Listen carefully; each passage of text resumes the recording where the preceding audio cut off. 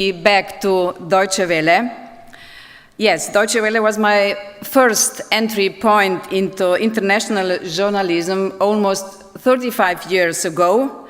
I arrived from a communist Yugoslavia in 1990 to work in the Slovenian Abteilung, slowenische Abteilung der Deutschen Welle.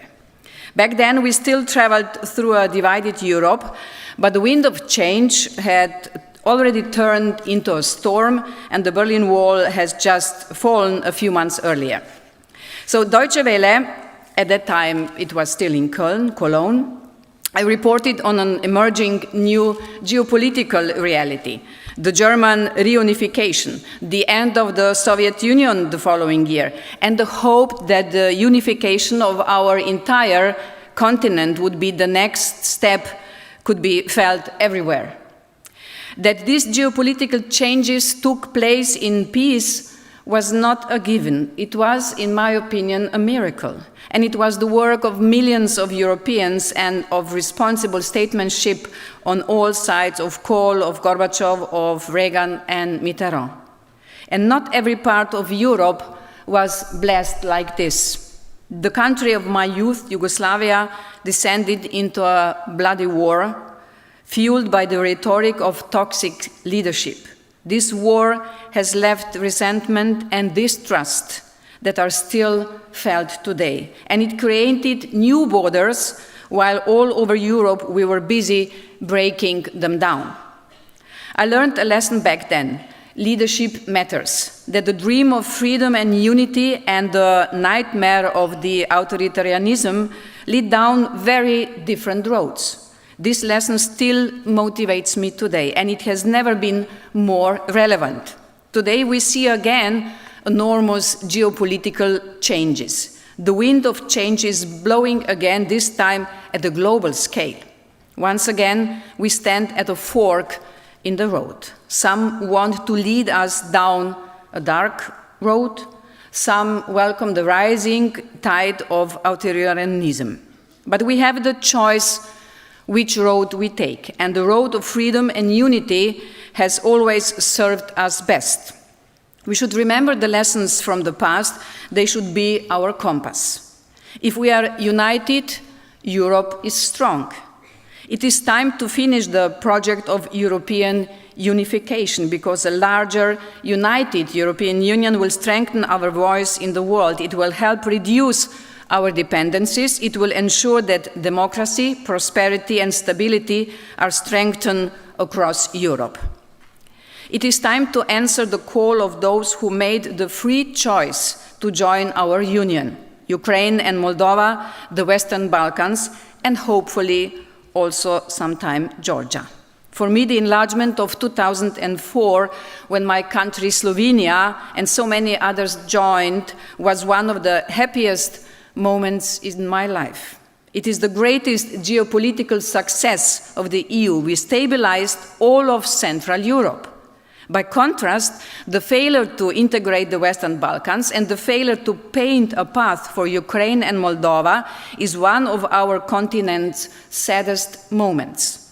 We now need to finish the job under much more difficult circumstances. Why more difficult? Because today, unlike in any previous round of enlargement, we are faced with enemies of freedom who are spending enormous amounts of money to derail the process. They invest in polarizing societies, destabilizing democracies, and eroding trust. We see this everywhere, in the candidate countries, but of course also inside the EU. Russia has established factories of lies at an unprecedented scale and amplified by technology. The war of aggression against Ukraine did not start with tanks. It started with narratives to justify aggression. It started with polarizing societies, with painting democracies as weak, and with eroding trust in information, eroding trust in facts. And let's be clear, this is a fundamental threat to our societies today. In her Nobel Peace Prize lecture, the Filipino journalist Maria Ressa summed it up perfectly. Without facts, you can't have truth. Without truth, you can't have trust. Without trust, we have no shared reality, no democracy, and it becomes impossible to deal with our world's existential problems. This is why we need to fight back against those who poison our information environment and erode trust. This is why we need quality journalism. But the environment for quality journalism has never been more difficult. When 30 years ago I reported from Bonn, for later Slovenian as a correspondent for Slovenian radio and television, I used to go to press conferences only with my pen and notebook, of course no phones, and I had pockets full of 5 Deutsche Mark coins. Why? Because afterwards, after the press conferences, I had to run to a phone box and call Ljubljana to record my reports. And of course, the line was always long.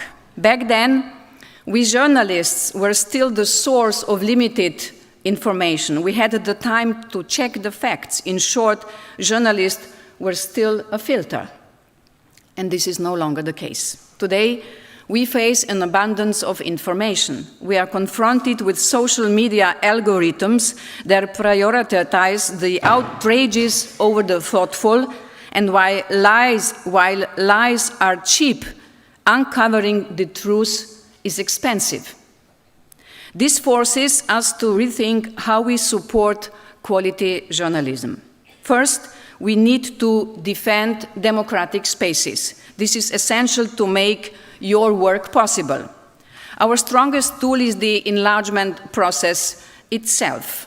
Liz, you've been talking about this. We are working with candidate countries to make sure their legislative frameworks support free and independent journalism. Without real media freedom, no EU membership is possible. It is a part of the all-important fundamentals. Just one example. In Serbia, the recent adoption of 3 media laws was possible because it was an EU requirement. The selection of an independent regulatory authority for electronic media, REM, is another EU demand. We will be looking very closely at the implementation, but those are small steps in the right direction towards a democratic space where informed citizens can make independent choices. But media freedom alone is not enough. As I have said before, lies are cheap, the truth is expensive. My second point, media organizations need financial sustainability. This is something with which we have been helping for a long time, also together with Deutsche Welle. The Deutsche Welle Academy has for many years been a partner in our support programs for media freedom and pluralism in the Western Balkans. Thank you for this.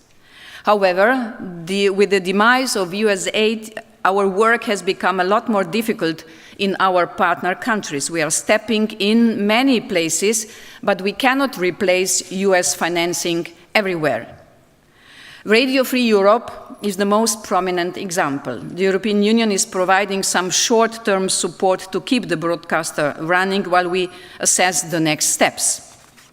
Because the needs are high everywhere. We have recently stepped up support to Belarus to help sustain independent voices. In Georgia, we have reallocated funding from the government to civil society organizations and independent media. On top of that, we are also supporting the European Endowment for Democracy. The EED can move very fast. They are like a fire brigade, ready to react very quickly when independent journalists are in need. When earlier this year the US stopped supporting Ukraine's independent media, the EED stepped in with many emergency grants. One of them went to Realna Gazeta. They are a media outlet originally from Luhansk. They are known for investigations into life under occupation, and these are the voices we need to maintain. My third point, we also need to rethink how the EU communicates. Sometimes I ask myself, would a 25-year-old me the young journalist here in Bonn, have understood the 60-year-old me, the commissioner. We don't always, I admit, make it easy for journalists. Yes, European politics can be complex, but behind every regulation, every initiative, there is always a reason why. And that is what we need to talk about, not just the procedures, but the purpose, the why. What does better infrastructure actually mean for people's life? What does EU support mean for education, for healthcare, for peace and stability? If we want to win the battle of narratives, we also need to tell our story better. How can we do that? Let me give you some example. Moldova will have elections in September, very important election. It may be a small country, but it is strategically located at Ukraine's southern border and has access to Black Sea. The unprecedented interference of Russia shows that the Kremlin looks at it that way. Moldova matters also for our security. I visited the country in May to sign a new investment plan, 1.9 billion euro. Traditionally, this would be a half-a-day visit. Sign the agreement, shake hands, leave, but I stayed for 3 days. I visited towns and villages from the very north to Gagauzia and down to the Danube Delta. I met more than 150 mayors, business leaders, farmers, young people, and also journalists. We gave space for a diversity of opinion to be heard. We traveled specifically to areas where EU skepticism runs highest, areas where every day anti-EU narratives are planted. Narratives like, you will lose your identity, EU aid will indebt your country for years. We can fight against those narratives. We have good stories to tell, even in regions where 95% voted against EU accession in last year's referendum. A mayor in the city of Cahul told me, my village would not exist anymore without the EU. You helped us build electricity and sewage system. Moldovans who work in the West often want to come back, but they would no longer find their village if it wasn't for the EU. What has Russia invested in the region? I asked the mayors. Nothing, of course. The only investment they make is corrupting politicians and vote-buying schemes, investments to stop the free choice of people. We need more of that, more of these actions. We should go to towns and villages, listen and build trust, and we must not leave the field to our adversaries. Ladies and gentlemen, this is what we need to continue doing to protect quality journalism. Defend our democratic space, make sure the truth remains affordable, and communicate better, not just what we do, but why we do it. And if we get that right, I have no doubt we will once again say no to the dark road and choose the path of freedom and unity. And this is what Europe is about. It is about peace, freedom, prosperity, and security. So we should choose the right path, just as we did 35 years ago when I worked here in Bonn with my pockets full of 5 Deutsche Mark coins. I wish you a very successful forum.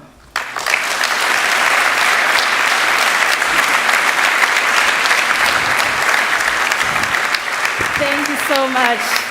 Thank you so much, Commissioner Marta Kos, for that powerful keynote. Thank you for reminding us about the power that we have as journalists to shape our democracies and shape